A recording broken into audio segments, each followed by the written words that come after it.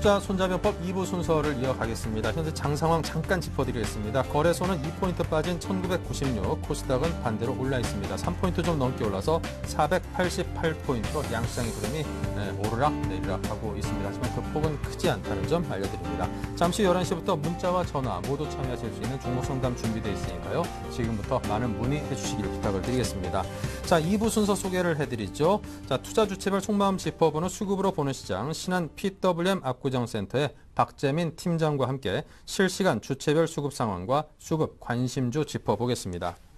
경제의 흐름을 알고 시장을 읽는 이슈 정복하기, 대성투자자문 안종호 팀장과 함께 국내 1분기 GDP와 기업 실적의 쏠림 현상을 살펴보고요. 다시 치솟고 있는 엔고 영향력에 대해서 짚어봅니다.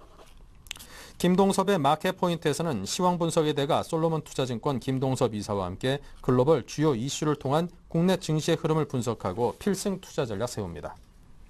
홍반장의 스몰캡 뚫기에서는 라이징 스탁 홍의진 팀장과 함께 숨겨진 가치주 찾아봅니다.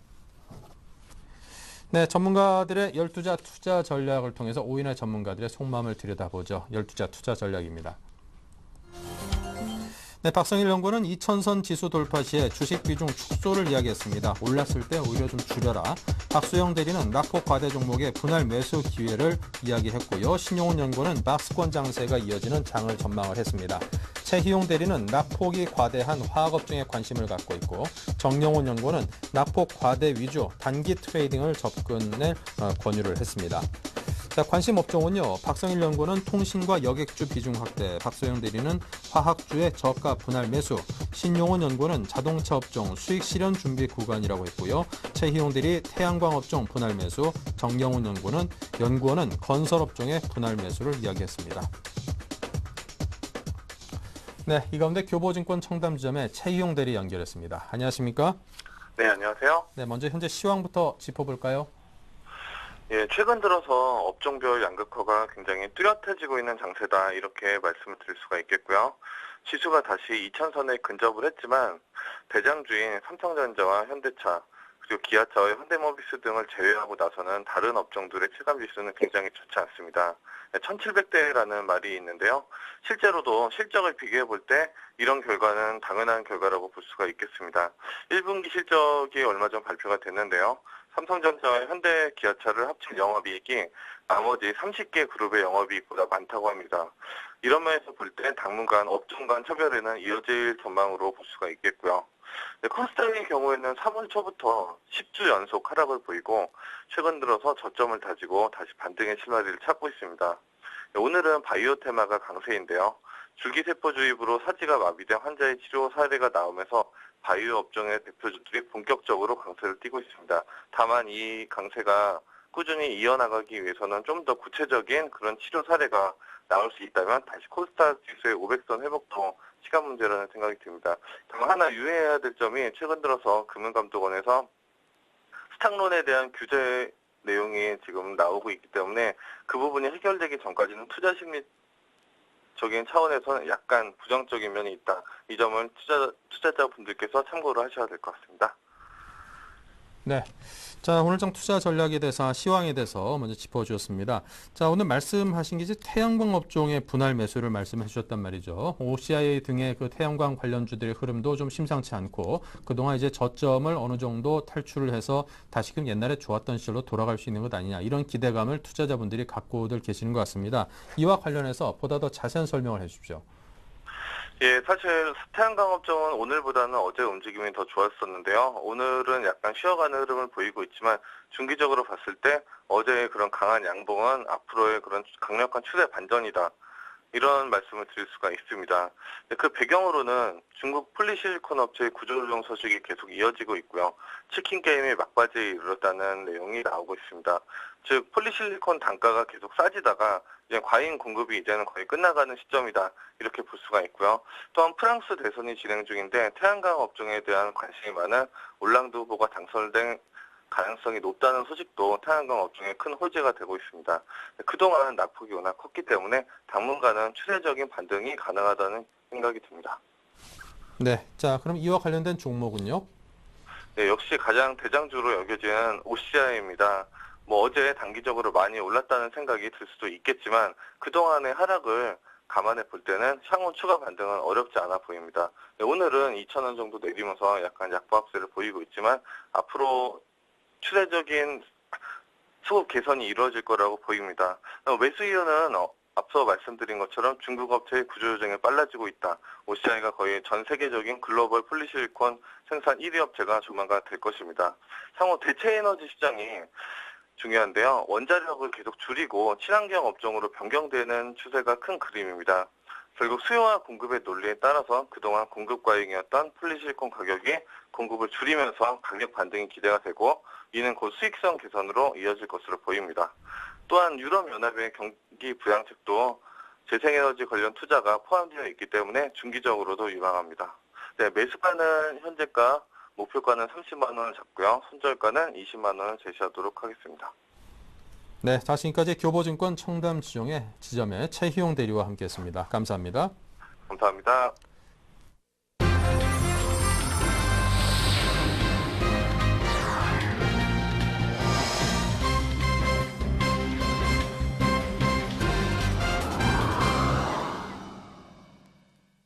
네, 계속해서 신한금융투자 박재민 PB팀장 연결합니다. 안녕하십니까?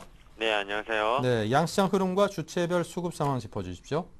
네, 뉴욕 주요 증시가 ADP 민간 고용 지표 부진으로 인해서 3대 지수 혼조세를 보인 가운데 국내 증시 금일 약보합권에서 출발해서 현재 전일보다 3.26포인트 빠진 1995.75포인트 기록 중인데요. 코스닥 시장은 상대적으로 강한 모습인데 밤사이 아무래도 줄기세포 관련 소식이 이제 좋은 소식이 호재로 받아들이면서 제약주들이 많이 오르면서 전일보다 2.9포인트 오른 44포인트를 기록하면서 시장을 이끌어 나가고 있습니다. 코스피 주체별로 수급사항을 자세히 좀 체크해 보도록 해보겠습니다. 외국인은 어제에 이어서 오늘도 현물 시장에서 매도 규모가 시간이 지날수록 확대되는 모습 보이고 있는 가운데 어제 하락업종을 2천억 넘게 던졌는데요. 오늘도 하락업종을 200억 넘게 매도하는 모습, 가장 강하게 매도하는 모습을 보이고 있습니다.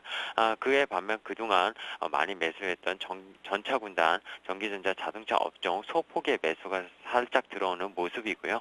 기관 같은 경우 어제에 이어서 하락업종 오늘도 저가 매수세로 300억 정도 들어오는 모습이 특징적이라 보입니다. 그에 반해 운수장비 업종, 자동차 업종 150억 차익 실현 물량을 내뱉는 거 일단 보이고 있고요. 개인 같은 경우에 금일 자동차 업종이 기관 매물에 2%대에서 1%대 하락을 하니까 운수장비 업종에서 150억을 사면서 다른 업종도 골고루 사는 모습, 반면 하락업종은 85억 정도 파는 모습을 보이고 있습니다. 그리고 시장에서 한국전력이 아무래도 오랜만에 좀 기술적으로 많이 2% 이상 상승을 하면서 전기가스 업종이 시장에서 상당히 많이 상승하는 모습, 마찬가지로 의약품 업종, 그 줄기세포 치료 이제 아무래도 효과적인 그런 뉴스가 나오면서 의약 업종이 1%대 이상 상승하는 모습 보이고 있습니다. 코스닥 시장 같은 경우는 역시 제약 업종 그리고 종이 목재 업종, 운송 업종이 강한 가운데 개인과 오랜만에 기관 매수세가 들어오고 있습니다. 기관이 IT 하드웨어 종을 14억 정도 사고 있는 모습, 그리고 제약 업종을 4억 정도 사는 모습을 보이고 있으며 개인이 아무래도 그런 뉴스에 제약 업종만 31억을 사는 모습이 좀 특징적으로 보입니다. 외국인은 특별히 사는 업종이 없이 전 업종을 거의 팔고 있다 이렇게 보시는 게 맞겠습니다. 네, 자, 외국인이 전업종을 팔고 있다. 좀 반갑지는 않습니다. 그렇다면 투자 주체별 속내를 표현하시면요. 네, 외국인은 그동안 어제까지만 해도 전차 군단을 좀 많이 사는 모습 보였는데요. 금일은 좀 아무래도 밤사이 뉴욕 증시에서 고용지표가 안 좋게 나왔고요. 오늘 밤사이 주간 실업수당 청구 건수랑 내일 실업률까지 좀 안 좋을 걸로 예상을 하는지 일단 쉬어보자는 일단 분위기입니다. 그래서 오늘은 좀 쉬어보자 이렇게 좀 생각을 하고 있고요. 개인 같은 경우에는 역시 거래소에서 크게 사진 않고 있습니다.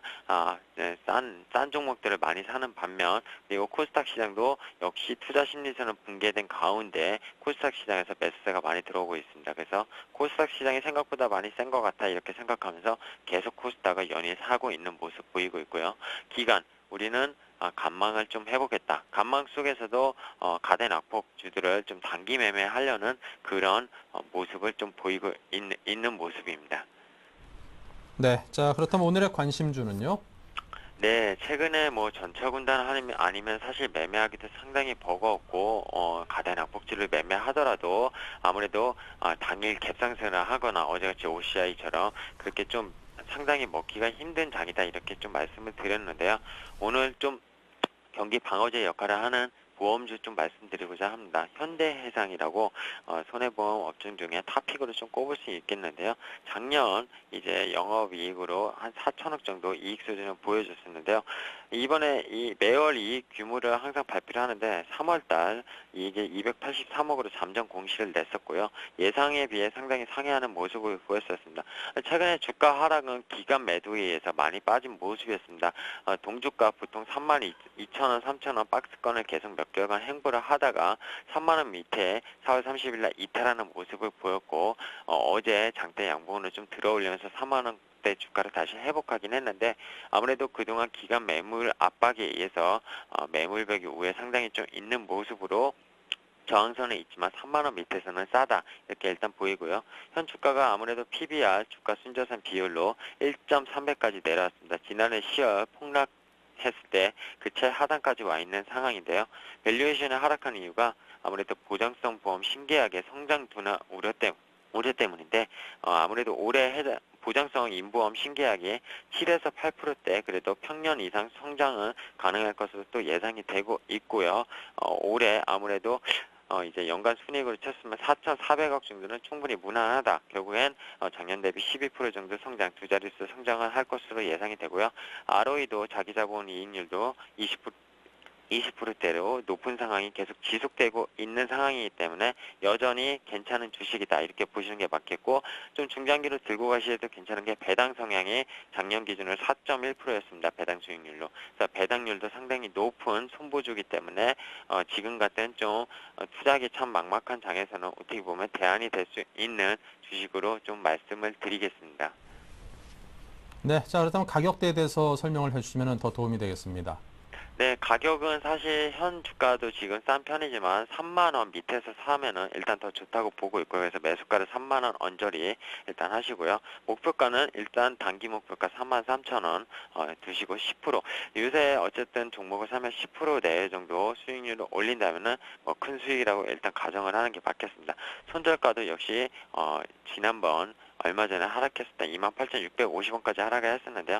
28,000원이 그래도 월봉상, 주봉상으로 지금 강력한 지지선으로 받치고 있기 때문에 그 지지선이 깨지면은 좀 가감 없이 손절하는 것도 사실 수급적으로 만약에 꼬이게 된다면 가능성이 있기 때문에 손절 라인 명심하셔가지고 매매를 하시는 전략이 필요하겠습니다.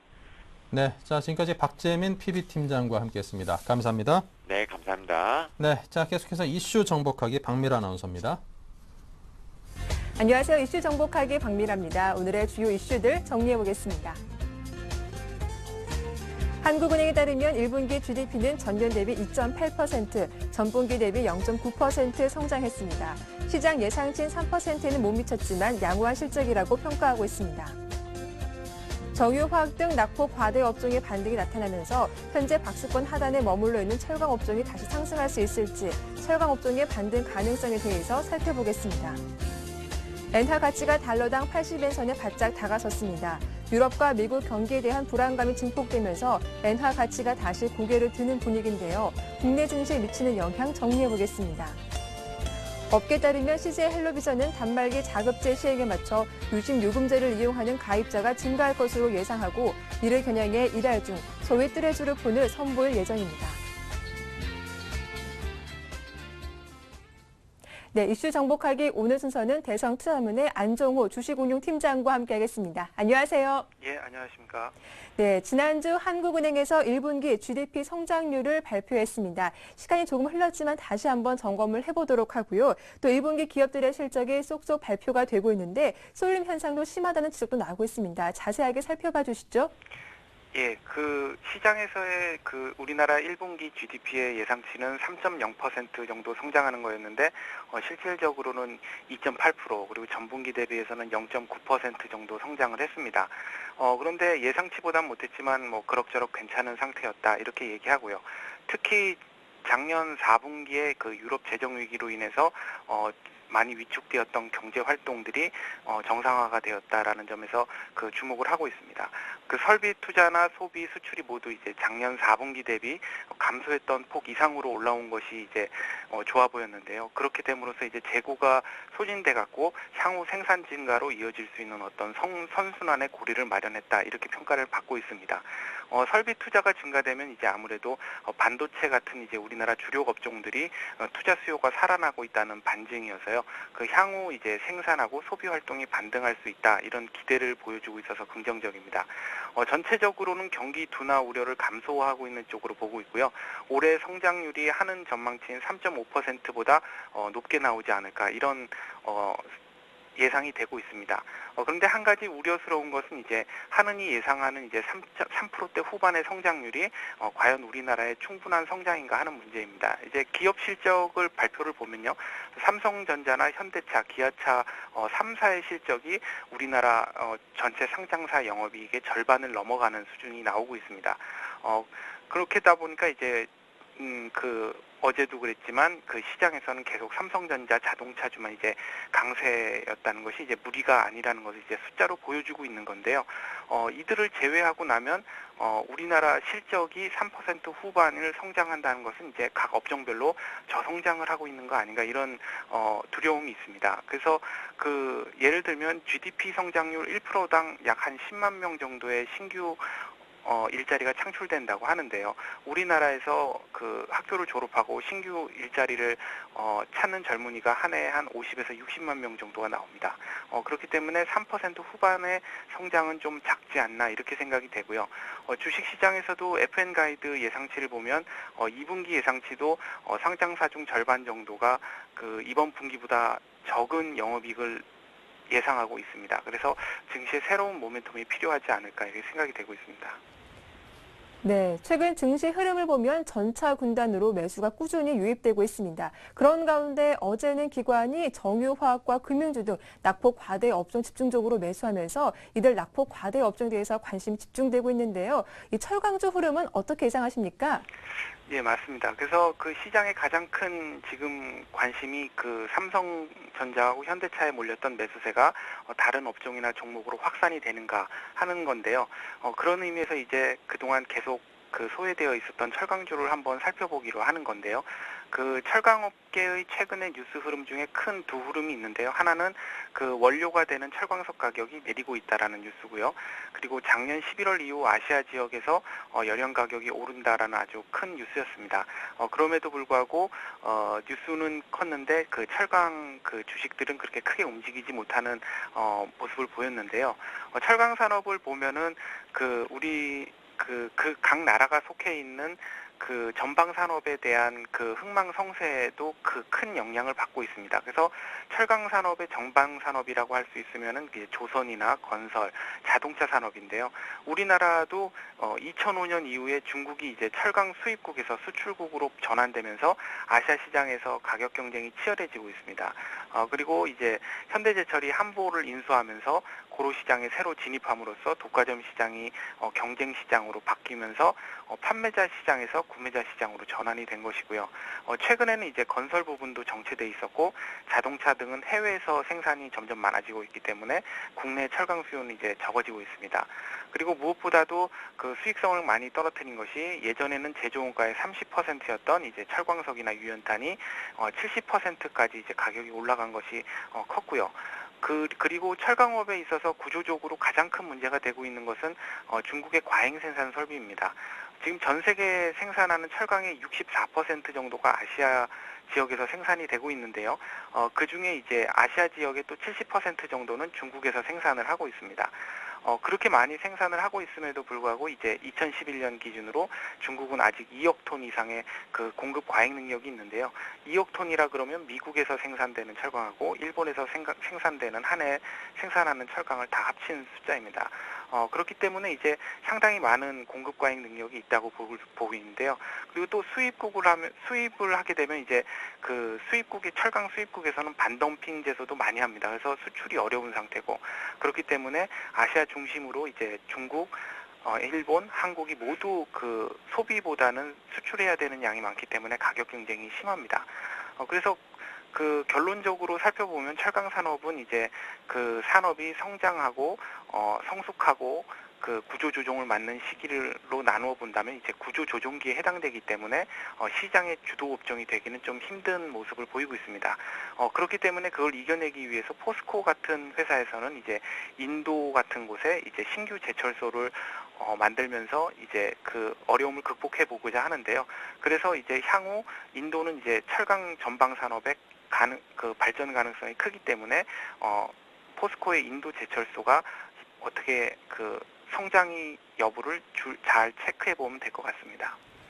네, 다음 이슈입니다. 엔화가 다시 강세를 보이고 있죠. 달러당 80엔 붕괴를 바라보고 있는데 국내 수출주 영향은 없는 겁니까?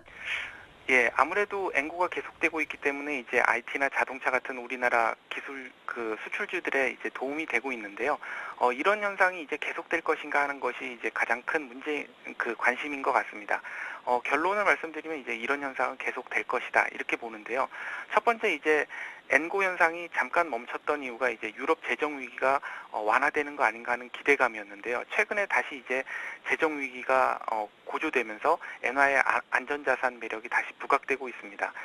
엔화는 이제 그 중앙은행이 양적 완화를 얼마나 하느냐보다도 이제 글로벌 리스크가 얼마나 더 크냐라는 그런 영향을 더 많이 받고 있는데요. 지난 2월에도 10조엔 규모의 자산 매입 이후에 엔화가 약세를 보였고 요번에 최근에 또 5조엔의 그 자산 매입을 발표했는데도 불구하고 최근에 다시 엔고 현상을 일어나고 있는 것은 이제 엔화가 안전자산으로서 매력이 있다 이렇게 보이고요. 두 번째가 이제 그 일본은행이 양적 완화 규모를 지속적으로 확대했음에도 불구하고 이제 그 미국이나 유로존이 양적 완화를 하는 수준에는 크게 못 미치고 있다는 겁니다. 그렇기 때문에 이제 그 엔화의 그 엔고가 계속되고 있는 것이고요.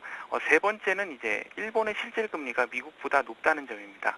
그 2010년 1월 이후로 이제 일본과 미국의 OECD 경기 선행 지수는 거의 차이가 없었다가 일본의 기대 인플레이션을 미국의 기대 인플레이션보다 낮게 형성되면서 이제 그 실질 금리가 더 높아졌습니다. 그래서 일본의 실질 금리의 이제 상대적 우위가 엔캐리 트레이드 이제 유인을 약화시키고 있기 때문에 엔화의 약세를 제한하고 있는 것으로 보입니다. 그래서 따라서 이제 우리나라 IT나 자동차 같은 이제 일본과 수출 경합이 붙고 있는 업종들은 계속해서 좋은 환경이 만들어지고 있다 판단하고 있습니다. 네, 마지막 이슈입니다. CJ 헬로비전이 이동통신 사업 시장에 뛰어들면서 야심차게 내놓은 제품이 있죠. 바로 뜨레쥬르폰. 이름 듣자마자 저도 빵부터 생각이 났는데 좀 자세하게 전해주시죠. 예, 그 정부에서는 그 휴대폰 요금을 낮추기 위해서 그 MVNO 제도하고 블랙리스트 제도를 하고 있는데요. 그 CJ 헬로비전은 그 MVNO에서 가장 그 관심을 받고 있는 회사입니다.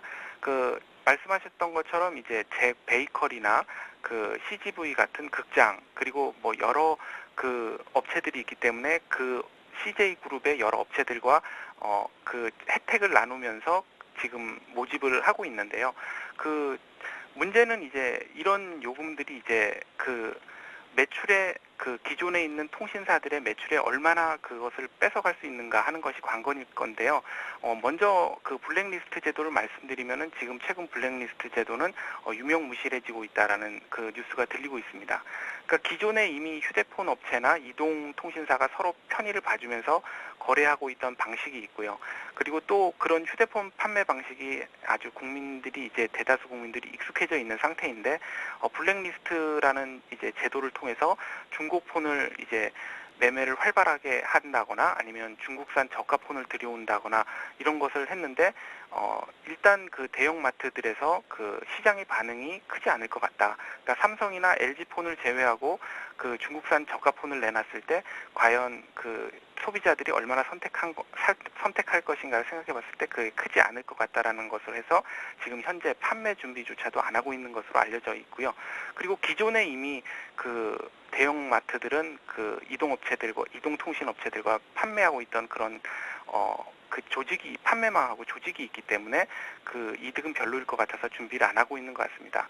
MVNO 같은 경우에는 이제 MVNO CJ는 이제 가장 아까 말씀드렸던 대로 그 가장 그 기대되고 있는 업체인데도 불구하고 최근 이렇게 많은 혜택을 줘야 된 된다는 것은 그 기존에 이미 이동통신사들이 구축해 놓은 어떤 그 시장에서 새로 진입하기가 쉽지 않다는 것을 반증하고 있는 거 아닌가 생각됩니다. 네, 말씀 잘 들었습니다. 고맙습니다. 네, 감사합니다. 지금까지 이슈 정보카기였습니다.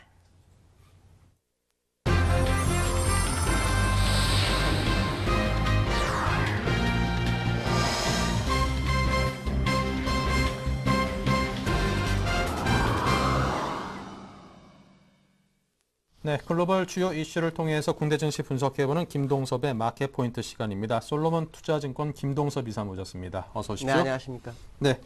자, 미국에서 ADP 민간 고용이 예상 하회를 보였음에도 불구하고 하락은 좀 제한적인 모습을 보였습니다. 먼저 다우산업의 기술적 분석부터 부탁을 드립니다.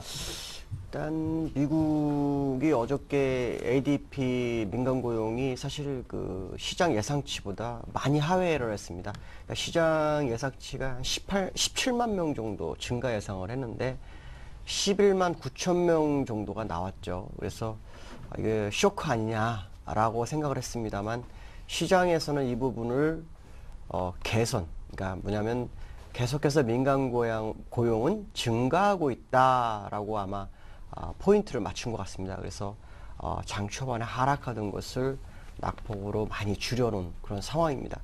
그러니까 어저께 제가 말씀드린 것 중에 하나가 미국 자리가 현재 3천장의 위치, 삼봉의 위치에 있기 때문에 지금의 자리에서 돌파가 되는지 안 되는지는 2, 3일을 좀 지켜보시죠 라고 말씀드렸는데 어저께 같은 경우 그 말씀을 드리고 났는데 오늘 시장의 모습을 보면 미국장은 더 이상 상승하지 못하는 모습이 나왔고 전일 장중 고점이 올해 최고점이었다라는 것을 나타내고 있는데요. 물론 오늘 새벽에 끝난 미국장 하루를 보고 결정할 문제는 아닙니다. 그러나 하루 이틀 정도 더 지나 본다면 정확한 답이 나올 것으로 보이고 있는데요. 지금 이 차트의 일봉의 모습을 보시면 어저께 말씀한 것처럼 요 봉우리죠. 요 3월 16일과 두 번째 고점이 요 자리 4월 2일을 연결한 선에서의 고점을 오늘 새벽이 아닌 어저께 마무리를 했고 그다음에 오늘 새벽에 끝난 것은 5일선을 이탈하려다가 다시 5일선에서 매수세가 들어왔죠. 그러니까 시장에는 지금 대기 매수세가 상당히 좀 있는 것으로 판단할 수밖에 없습니다. 왜냐하면 유동성을 굉장히 많이 풀어놨기 때문에 그 유동성에 대한 부분을 생각할 수 있죠. 근데 일목균형표상으로 보시면 이제 주가의 방산한테 후행 스팬 이런 식으로 뚫고 가게 되면은 나중에 대가를 좀 지불하는 경우가 상당히 많습니다. 그래서 빠른 시간 안에 요 추세선, 요 제가 그어놓은 거죠. 요 세 번째 봉우리하고 요 추세선을 돌파하는지가 시장의 관건이고 이게 돌파하지 못한다 그러면 시장 상태는 계속해서 소강 상태를 유지할 확률이 굉장히 크다라고 보셔야 될 것 같고 특히 유로존의 문제에서 프랑스하고 그리스가 시장에서 상당히 중요하게 나오고 있습니다. 왜냐하면 그리스 같은 경우에는 프랑스하고 똑같이 5월 6일 날 총선이 있는데 거기서 사회당이 만약에 집권하게 되면 유로존 탈퇴 가능성도 사회당 당수가 에반걸러스가 얘기를 했거든요. 그래서 이번 주가 아마도 이번 주 주말이 시장에는 핫포인트가 될 수 있는 아주 중요한 고비가 될 것 같습니다. 그래서 기술적인 부분까지 계산한다면 미국도 지금의 자리는 중요한 변곡점이 될 수도 있다라는 생각을 하셔야 될 것 같습니다. 네. 자, 이번 주말 발표되는 미 노동부 4월달 고용 지표가 가능성이 높다라는 전망이 우세합니다. 자, 이런 요인도 있고요. 또 주말에 이제 프랑스 네. 대선 결과에 대해서 많은 분들이 신경을 쓰고 있습니다. 그만큼 투자에도 좀 그 결과가 영향을 미칠 수 있는 그런 변수라고 보는 듯 싶은데요. 올랑드 후보가 당선이 확정된다면 이래저래 뭐 그동안 내뱉어놓은 그 공약들이나 말들이 많기 때문에 이 불확실성이 상당히 높아진다. 그리고 이런 좀 투자 심리가 악화된 상황이 좀 길어질 것이다. 그런 우려감이 분명히 큰 것 같습니다. 이와 관련해서 글로벌 증시 전망을 해주시기 바랍니다. 지금 프랑스 사회당 당수가 올랑도 후보가 사실은 얼마 전에 자기 보좌관들을 ECB 중앙은행 그 의원들하고 이 두 차례 회동을 가졌습니다. 그때 아마 얘기한 것 중에 하나가 나오진 않았습니다만 ECB 그 정책을 제시한 거를 통해서 본다면 ECB의 역할론이 아마 시장에 나온 것으로 좀 보이고 있고 지금 ECB는 독일 메르켈 총리가 원하는 것은 물가 안정에 대한 부분이 가장 포인트입니다. 그래서 ECB가 유로존에 있는 국가들의 국채 매입을 긍정적으로 할 수 없고 오히려 우회적으로 할 수밖에 없는 LTRO를 2번 풀어주게 됐거든요. 근데 그 올랑도 총재는 그게 아니라 ECB의 역할론을 강화해서 처음에 사르코지가 대통령이 제시한 것처럼 미국의 FRB처럼 국채를 무한정 살 수 있는 힘을 주자라는 부분입니다. 그러니까 어떻게 보면 물가 안정보다는 성장의 포인트를 맞췄기 때문에 이 부분으로 온다면 메르켈 총리하고는 굉장히 상반되는 겁니다. 메르켈 총리는 긴축을 하는 부분이죠. 그러니까 결국에 가서는 만약에 올랑드가 당선이 됐을 경우에 메르켈과의 의견 조율하는데 상당한 시간이 걸릴 수 있습니다. 오히려 유로존이 반으로 쪼개질 수도 있죠. 왜냐하면 많은 국가는 유로존의 지분을 가장 많이 갖고 있는 독일 때문에 이러지도 저러지도 못했고, 프랑스는 그 메르켈 총리를 따라가는 형국이었는데 오히려 그거에 잘못된 것을 내세우면서 정권을 잡으려 하는 올랑도 입장에서는 메르켈과 싸울 수밖에 없죠. 그래서 아마도 ECB와 조율을 좀 하는 것으로 판단이 쓰고 있기 때문에요.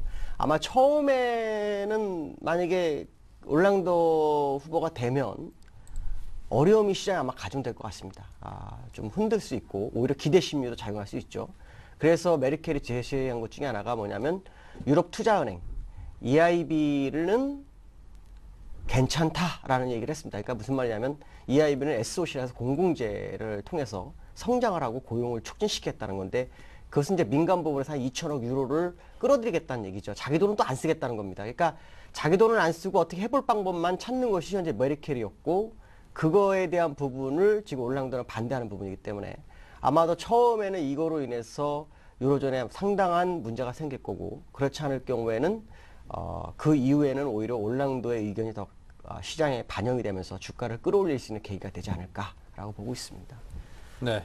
자, 국내 시장을 보면 이제 어제는 그동안 좀 약세를 보였던 그 화학업종이 시장을 주도했습니다. 화학업종에 대해서 기술적으로 좀 매수 대응이 필요한 시점일까요? 지금 화학업종이 어저께 그 OCI 같은 경우 장중한테 12% 정도 상승을 했었거든요. 근데 지금 상황으로서는 화학업종이 지난번 고점 대비로 좀 많이 빠졌습니다. 많이 빠졌는데 다시 한번 바운딩을 들어오기 위해서는 이 화학업종 차트로 봤을 때 5주선을 돌파를 해야 되는데요. 화학업종 차트가 지금 현재 4,277 정도가 되는데 그 5주선 돌파 자리가 4,430 정도가 됩니다. 그러니까 지금보다도 거의 100포인트 이상을 더 올라와야, 170포인트 이상을 더 올라와야 되기 때문에 사실은 어저께 반등을 많이 했더라도 사실 따라가기는 좀 어렵다라고 말씀을 드릴 수 있고요. 다만 화학업종이 올라가지 않고는 지난번 2230을 간다는 것은 어렵습니다.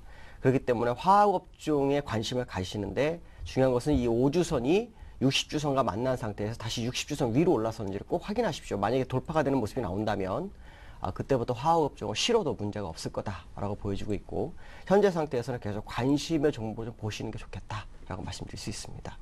네. 자, 대응하기 쉽지 않은 장이 계속 이어지고 있습니다. 지루하면서 그럼에도 좀 조금씩 흘러내린다는 느낌이 좀 드는 그런 장인데요. 이런 상황에서 또 관심을 가져볼 만한 업종이 있다라면 차트 분석까지 곁들여서 설명을 해 주십시오. 지금 그 시장에서 관심 있게 보셔야 될 것 중에는 이제 아마 신문을 보신 분들 아마 전차 업종이라는 말 들어봤을 겁니다. 전기하고 자동차. 자동차 업종에 관심을 좀 많이 가져야 될 것 같습니다. 왜냐하면 이 일목균형표상으로 나오기 힘든 차트가 자동차 업종에 나오기 시작했거든요. 그게 이제 운송 장비 쪽에 해당되는데, 이 운송 장비 업종을 보시면은 그 주가가 일목균형표상으로 이제 의문을 뚫고 가는 그런 상황이 되어버렸습니다. 이렇게 되면은 눌릴 때마다 받아라라는 전략이 구사가 됩니다. 그래서 얼마 전에 주가의 모습을 보시면 모든 종목이 빠질 때 전차 업종이 받쳤는데 그 중에서도 자동차가 굉장히 강한 모습을 보였거든요. 지금 자동차 업종이 딱 그 상황입니다. 이 얘기는 무슨 말이냐면 자동차 업종이 지난번 고점 때까지 다시 갈 확률이 상당히 높습니다. 그러니까 지난번 고점이 3,600포인트 정도 됐었죠. 그러니까 지금 2,900이니까 거의 한 700포인트, 약 30% 정도가 더 오를 수 있는 그런 상황입니다. 자동차 업종에서는 주도주인 현대차, 기아차, 현대모비스 외에 부속품주들, 뭐 만도라든가 현대위라든가 한국타이어라든가 금호타이어 이런 종목에 관심을 가지시면 아마도 주가가 추가 상승하는 데 있어서는 주도주로 부상할 확률이 굉장히 크다라고 보시면 될 것 같습니다. 네, 자 지금까지 솔로몬 투자증권 김동섭 이사의 도움 말씀을 들었습니다. 감사합니다. 네, 감사합니다. 네, 자 중국 증시로 화제를 또 이어가겠습니다. 리딩 투자증권 우성재 팀장입니다. 안녕하십니까? 네, 안녕하세요. 네, 지금 상황이 어떨까요? 네, 오늘 중국 본토 지수는 약세 움직임 보이고 있습니다. 시장에서의 관망 심리 많이 커지고 있는 상황인데요. 현재 0.19% 하락한 2433.90포인트의 장 움직임 보이고 있습니다. 시장에서의 관망 심리 속에서 지금 시장의 움직임은 크지 않은 모습을 보이는 가운데 2400과 2450의 박스권 기조를 좀 이어져 나갈 확률이 높을 것 같습니다. 2400선 밑에서 움직이다 다시 2400선 위로 돌파한 이후에 다시 안정적인 움직임을 보이고 있는 만큼 한 단계 증시가 레벨업을 했다라고 보시면 좀 좋을 것 같습니다. 지금 중국 같은 경우 4월 중국 본토 시장 약세 움직임을 좀 보이고 있었는데요. 지금 가장 큰 이유가 부동산 기업의 1분기 재고가 큰 폭으로 증가하는 모습을 보이면서 시장에서의 관망 심리가 좀 많이 커지고 있다고 보시면 좋을 것 같습니다. 망가기업, 보리, 그리고 초상가 같은 중국의 큰 4대 부동산 기업의 1분기 실적을 발표를 했었는데 재고 비율이 올 초 대비 4.36%나 증가하는 모습을 보이면서 시장에서 이러한 부동산 업종에 따른 부담감들 좀 많이 커지고 있는 모습을 보이고 있습니다. 결국 증시가 강한 상승을 나타내기 위해서는 시가총액이 큰 부동산 업종들이 강한 흐름을 보여주어야 하는데 아직까지는 이러한 흐름이 좀 약한 모습을 보이는 만큼 시장이 강한 상승 탄력성을 나타내기에는 시간이 좀 걸릴 것으로 보이고 있는 상황이라고 보시면 좋을 것 같습니다. 최근 JP모건에서는 중국의 PMI 상승세가 꾸준한 모습을 보이는 만큼 중국의 경제 성장은 양호할 것이라는 언급을 내놨었는데요. 지금 중국 경제가 위축 국면에 진입하기보다는 안정적인 견조한 모습을 보일 것이란 여러 외국계 기관들의 의견들이 꾸준히 나오고 있는 모습을 보이고 있는 만큼 중국 시장에 대한 불안감은 좀 줄어들었다고 보시면 좋을 것 같은데요. 이와 함께 5월에는 지급 준비율 인하 가능성이 더욱더 증가하고 있다는 언급을 내놓으면서 지준율 인하에 대한 기대감은 나타나고 있습니다. 하지만 지금 계속적으로 지준율 인하를 할 것이란 이야기가 꾸준히 나오는 가운데 아직까지 나타나지 않고 있는 모습을 보이는 만큼 시장에서의 불안감 또한 크게 나타나는 모습 속에서 증시가 상승을 하기 위한 이런 지준율 인하 등에 따른 효과들이 같이 나타나야 될 것으로 보이고 있는 상황인데요. 지금 중국의 상장사 매출 증가율 또한 둔화 국면에 진입하는 모습을 보이면서 이러한 기업들의 상승 탄력을 위해서는 지준율 인하 등 시중 유동성이 크게 확대돼야 될 것으로 보이는 만큼 시장에서의 관망 심리 속에서 박스권 기조를 좀 이어져 나갈 확률이 높다라고 보시면 좋을 것 같습니다. 결국 중국 본토 지수 2400과 2450의 박스권 기조 당분간 좀 이어져 나갈 확률이 높은 만큼 시장에서 이러한 부분을 염두하시고 접근하셔야 될 것 같습니다. 네, 지금까지 우성재 팀장과 함께했습니다. 감사합니다. 네, 고맙습니다.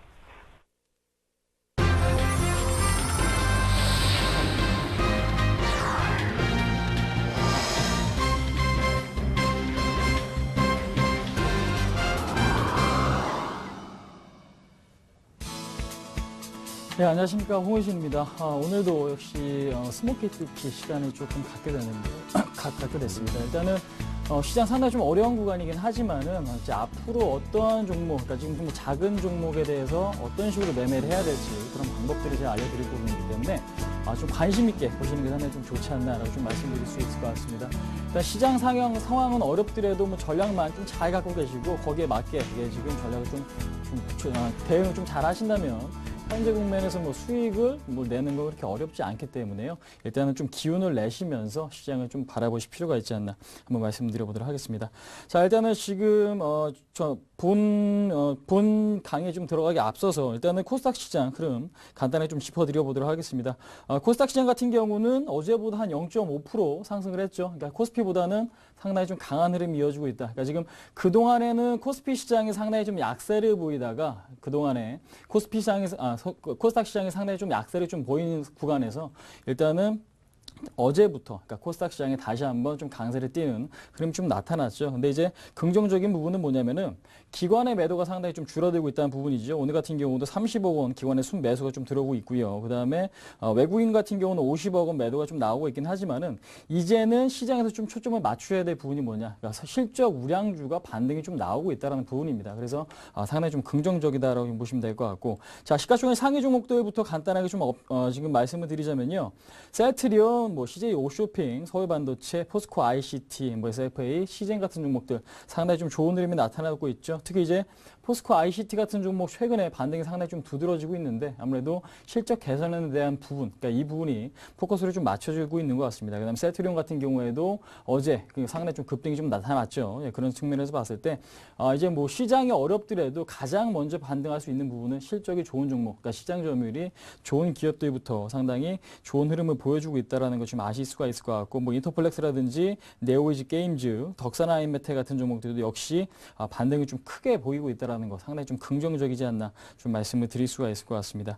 자, 일단은 제가 오늘 특징 테마주를 간단하게 좀 언급을 드릴 건데요. 뭐 상승 테마, 뭐 하락 테마, 그다음에 제가 관심 있게 보는 스몰캡 종목까지도 설명을 해드릴 건데, 자, 일단은 지금 보시면은 오늘 간단하게 보실 부분이 상승 테마를 간단하게 좀 언급드려 보도록 하겠습니다. 지금 줄기세포 관련주가 지금 급등이 나오고 있죠. 뭐 파미셀, 뭐 메디포스트, 차바이오엔, RNA바이오 상당히 좀 좋은 흐름을 보여주고 있는데, 일단은 상승 이유는 그렇습니다. 그동안에 워낙 좀 많이 밀려 있었고요. 그다음에 사지마비 환자에 대해서 줄기세포를 주입을 시켰더니 이 줄기세포에 대한 반응이 상당히 좋게 나왔다는 부분이겠죠. 서울 아산병원에서 이러한 결과가 좀 나타났고요. 그러니까 이러한 결과 자체는 미국 신경외과학계죠. 지금 뉴로 서저리의 개재가 좀 됐다고 합니다. 그럼으로써 지금 흐름이 상당히 좀 좋아지는 걸 확인하실 수가 있는데, 근데 예상보다는 힘이 탄력이 상당히 좀 약하죠. 그래서 파밀셀을 제외하고 나머지 종목 뭐 상한가에 안착을 해야 상당히 좀 좋은 흐름을 보여줄 수가 있는데,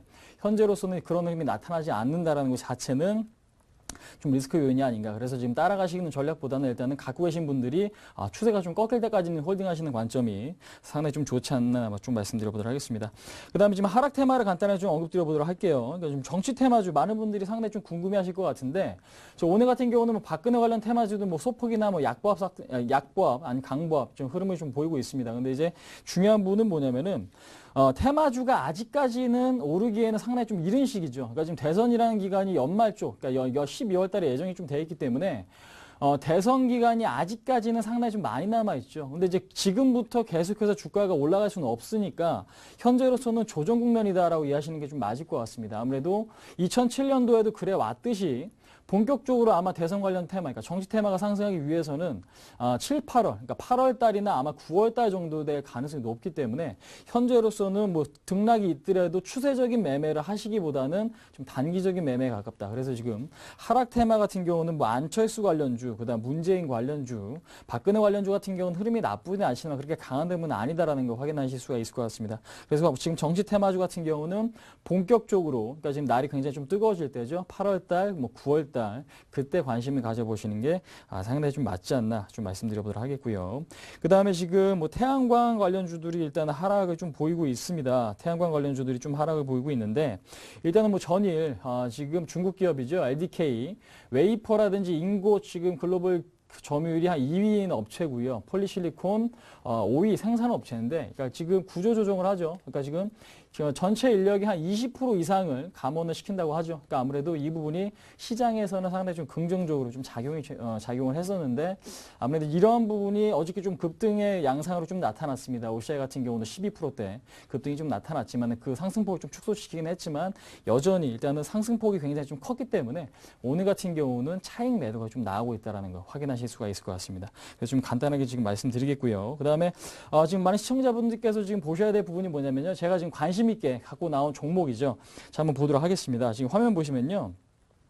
자, 홍반장의 관심 스몰캡 5종목 갖고 나왔습니다. 지금 보시면 한국정밀기계, 그 다음에 이녹스, 인터플렉스, 그 다음에 유진테크, 그 다음에 국제엘렉트릭이라고 하는 종목, 총 5가지죠. 4종목은 IT, 한 종목은 기계업종인데, 지금 보셔야 될 부분은 뭐냐? 지금 한국정밀기계부터 좀 말씀드려보도록 하겠습니다.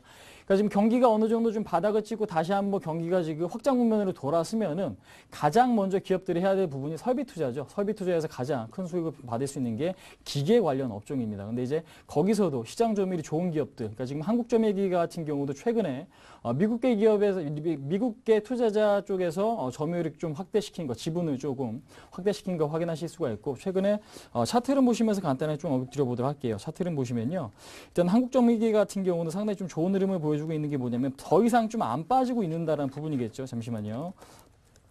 더 이상 안 빠지면서 어느 정도 주식이 빠질 때는 소폭 빠지다가 반등을 보일 때는 좀 강하게 나타나고 있다라는 부분인데 지금 큰 틀에서 보시면은 지금 더 이상 15,000원 라인이 깨지지 않는다라는 걸 확인하실 수가 있고요. 그 다음에 큰 박스권 안에 아직 갇혀 있다라는 걸 확인하실 수가 있을 것 같습니다. 그 다음에 주가가 상승할 때는 주가가 상승을 보일 때는 거래량이 굉장히 상승을 보이면서 급등을 하면서 주가가 상승하고 있다는 거 확인하실 수가 있죠. 이 부분은 뭐냐?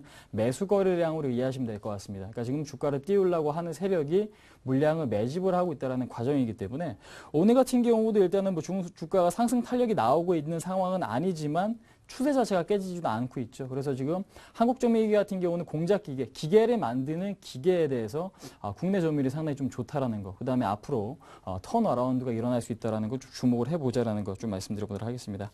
그 다음에 지금 좀 관심 있게 또 보셔야 될 부분 중에 하나가 인터플렉스라는 기업이고요. 그 다음에 이녹스라는 기업인데 제가 같이 묶어서 좀 말씀드리겠습니다. FP11에 대한 부분을 좀 많이 들어보셨을 겁니다. FP11이라는 것은 스마트폰에 들어가는 부품이죠. PCB인데 과학적으로 봤을 때 FP11을 대체할 만한 재료가 없어요. 그러니까 지금 스마트 기기, 뭐 지금 태블릿 PC라든지 스마트폰에 대한 매출이 증가한다. 그러니까 지금 수요가 계속해서 늘어난다라면은 FP12 업체들에 대한 주가 상승 탄력은 이어질 수밖에 없다라는 부분이겠죠. 그래서 특히 이제 인터플렉스 같은 기업은 애플과 삼성전자에 대한 매출 비중이 5대5죠. 상당히 좀 높기 때문에 애플도 납품하고 삼성전자도 납품하고 상당히 좀 긍정적이다. 그래서 애플이나 삼성전자에 대한 스마트 기기의 매출 증가가 이어진다면, 그러니까 현 상태만 유지를 한다 하더라도 상당한 좀 수혜를 받을 수 있다. 그래서 인터플렉스나 이녹스 같은 경우는 FP12에 들어가는 소재를 만드는 업체죠. 그러니까 원재료부가 중간에 좀 들어간다는 얘기죠. 그러니까 그렇기 때문에 이녹스도 좀 관심 있게 바라보셔야 될 그런 종목이 아닌가라고 생각이 됩니다. 그 다음에 지금 더 중요한 부분이 뭐냐면은 최근에 디램 값이 상당히 좀 반등이 나오고 있습니다. 낸드는 좀 떨어지고 있는데 디램 값이 반등이 나오고 있는데 이 부분은 좀 주목을 해보실 필요가 있을 것 같아요. 근데 이제 무엇보다 중요한 부분은 뭐냐면은 디램 값이 반등이 나온다라는 것 자체는 아무래도 반도체 산업에 대한 성장을 이끌 수가 있다라는 부분이고요. 그 다음에 지금 하이닉스도 그렇고 삼성전자도 그렇고요. 그 다음에 엘피다가 지금 파산을 했죠. 이제 그 이후에 가장 중요한 부분은 뭐냐면은 미세화 공정. 그러니까 지금 이전에는 뭐 50나노에 대한 생산 능력이 가장 좀 좋았다면 그러한 것들을 점점 좀 미세화시킵니다. 그러니까 무슨 얘기냐?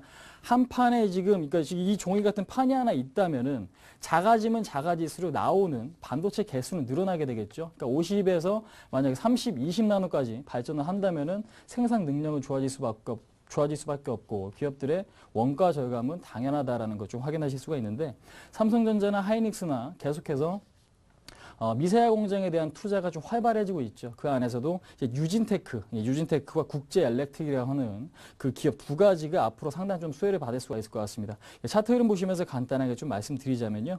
일단 고점을 지금 찍은 상태에서 주가는 좀 최근에 좀 조정을 받고 있죠. 아무래도 가격 조정, 기간 조정이 좀 이어질 것 같습니다. 그러니까 지금 이 주가가 지금 고평가가 되어 있다는 부분이 아니라 그동안에 주가가 굉장히 좀 많이 올랐죠. 작년 8월 달에 10,000원 했던 게 지금 39,000원까지 4배 올랐기 때문에 현재로서는 가격과 기간 조정을 좀 거친 이후에 주가가 좀 올라갈 가능성이 높다라는 부분이죠. 그래서 현재로서는 유진테크나 국제엘렉트릭 제가 가장 좀 좋게 보고 있는 두 종목인데 이 종목에 대해서 지금 관심을 갖고 일단은 묻어두시는 관점으로 좀 접근하시면은 상당한 좀 수익을 보실 수 있다라는 것 좀 말씀 한번 드릴 수가 있을 것 같습니다. 네. 자, 지금까지 라이징스타 홍희진 팀장과 함께 홍반장의 스몰캡 뚫기를 함께 진행을 해봤습니다. 투자자 여러분께 도움되는 그런 스킬이 됐기를 기대를 하고요. 자, 잠시 후 11시부터는 베스트 종목 상담 항상 이어지듯이 오늘도 준비되어 있습니다. 여러분께서 궁금하신 점 있으시면은 저희 서울경제TV의 최고의 전문가들께 질문 드리고 그 답을 통해서 여러분 투자의 답을 찾아보는 좋은 기회로 활용을 해보시기 바랍니다. 자, 문자와 전화 두 군데 모두 참여 가능하시니까요. 많은 참여를 부탁드립니다. 자, 오늘 투자 손자병법 1, 2부 순서에서 모두 마칩니다. 감사합니다.